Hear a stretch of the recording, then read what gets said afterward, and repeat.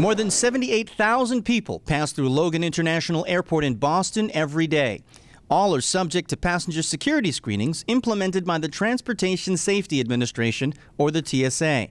But according to more than 30 of its own agents, many are singled out not as potential security threats, but because of their religion or race.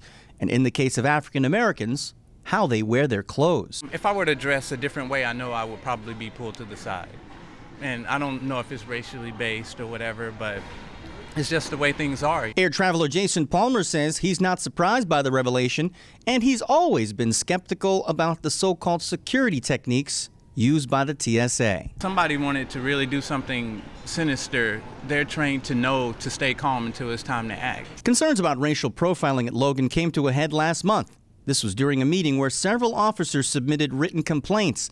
In screenings designed to scan for suspicious behavior cues such as sweating, fidgeting, or avoiding eye contact, agents said minorities, including Black, Hispanic, and Middle Eastern passengers, had been routinely pulled aside for searches and questioning. Boston has a pretty bad history around race relations. This does not help.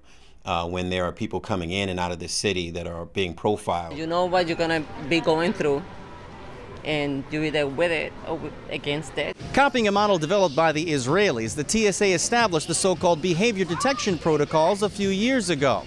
At the time, proponents said the new program would prevent the racial profiling of passengers. And before these allegations, Logan Airport was actually seen as a good example for security screening practices. In a statement issued by the TSA, a spokesperson said, quote, "Racial profiling is not tolerated within the ranks of TSA. Profiling is not only discriminatory, but it is also an ineffective way to identify someone's intent on doing harm. If any of these claims prove accurate, we will take immediate and decisive action to ensure there are consequences for such activity." Several recent surveys in America indicate that many U.S. passengers have come to accept the notion of giving up some of their civil liberties for a perception of increased safety. In Boston, Gary Anthony Ramsey, Our News Now.